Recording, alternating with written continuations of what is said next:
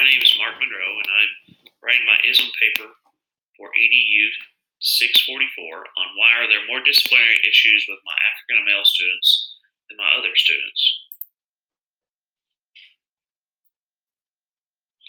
When we were asked to write this paper and think about a question from our classroom that we have always dealt with or want to find an answer to, I was immediately thinking about a class that I have this semester.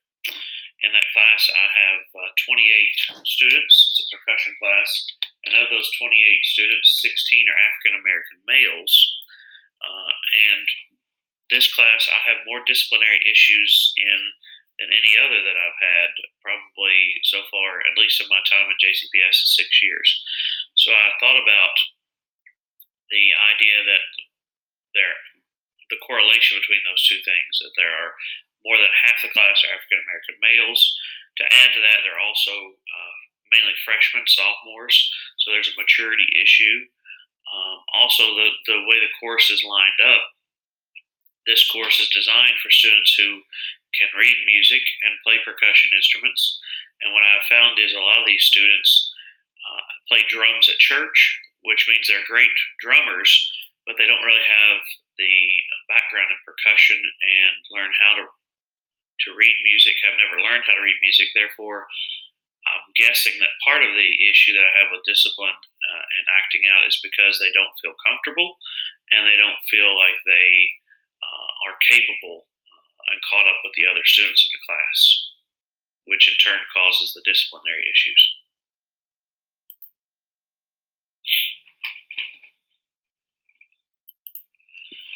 So the purpose of this paper was to figure out ways I can overcome those obstacles, obviously helping them become more successful in reading music helps, but in the interim, what can I do to create a stronger relationship that can ultimately help these students be successful?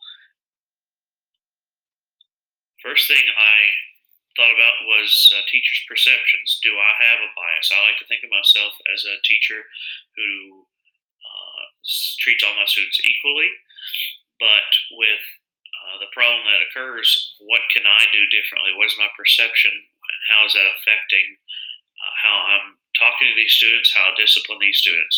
So I looked into teacher perceptions for my research to begin.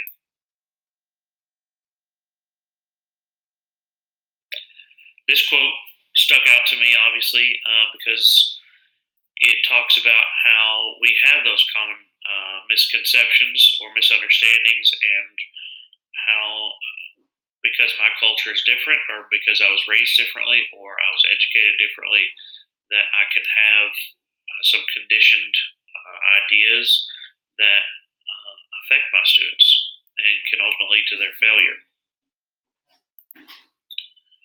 This quote stuck out to me because it happens too often, and I think the fact that I have this idea for my paper that this is the issue I'm dealing with, that students of color can be alienated from the schooling process very quickly, and maybe that's what's happened to these students to this point, that they have been alienated because they were passed through. Maybe they were in music classes in middle school, they just were passed along, ignored, or they learned how to fake it and the teacher had their own bias, et cetera, et cetera. Ultimately, this is an issue, and this quote reminds me why, because of the alienation of students of color.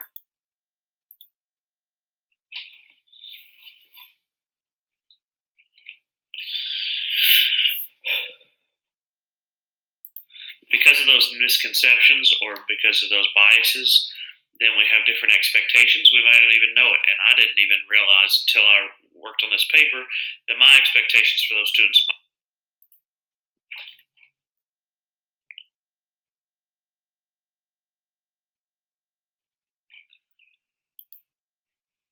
This quote from Carter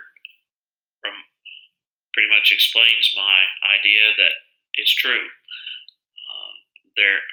We don't know that we have prejudices or implicit stereotypes, and throughout this course, obviously we've been made aware of those. But this affects how we teach. It affects how I present the material to my students.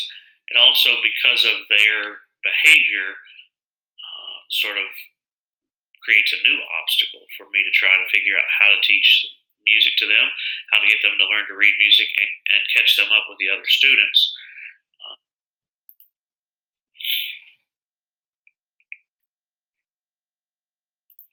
So if we have bias on how we discipline the students or how we teach, we have to overcome that. And how we do that is to have discussions with our students to figure out our perceptions. I've always heard perception is reality. So the reality here is, how can I overcome these? Research over the past 3 decades shows that there is a common phenomenon of a discipline gap that often occurs in many K 12 schools, particularly in urban school settings, which is what I have.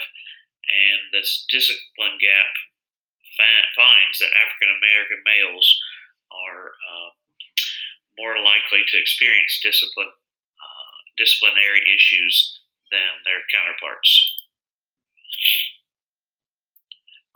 Lewis here tells us that African American males are more likely to experience disciplinary issues, discipline problems in classrooms,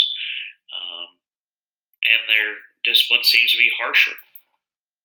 Because, again, going back to those expectations, we have a bias, we have different expectations. I've heard some of my colleagues refer to students as the bad kids, and what they don't realize they're saying is those bad kids are normally these young African American male students, the same students I have in my classes. Or if we're discussing a certain kid,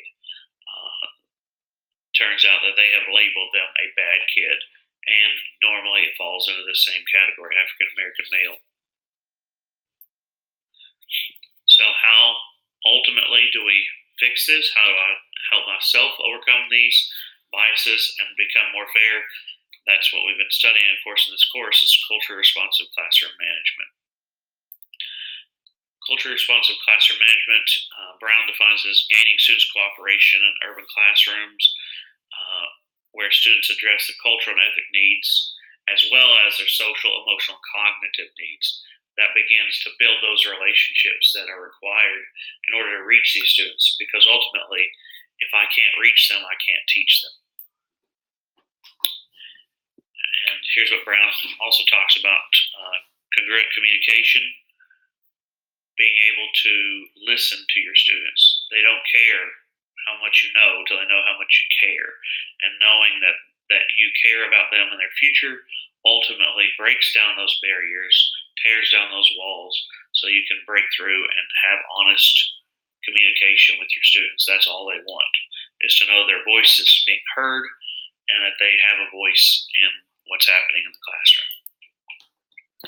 So, what are my conclusions based on the research? Obviously, I've discussed the implicit bias that we have, the fact that other colleagues treat these students that way. Of course, they're going to have reactions. Of course, they're going to have more disciplinary issues because they feel like they've been labeled that way. So, how to fix it? I've learned that I have to have honest conversations with my students. I have to talk to them about what their perceptions of me are. I know that perception is reality. How do they perceive me? And how can we work together to create fair policies and procedures that honor their culture and their heritage, but make them feel like their voice is being heard, that they're not being forced to learn something that doesn't apply to them, that isn't worth anything to them, and through that, letting them know I care. As I thought about this and as I wrote the paper, I realized surely I'm not the only person that deals with this. So I thought about how can I improve this for my entire school. Lewis suggests a professional development that implements culturally relevant classroom management.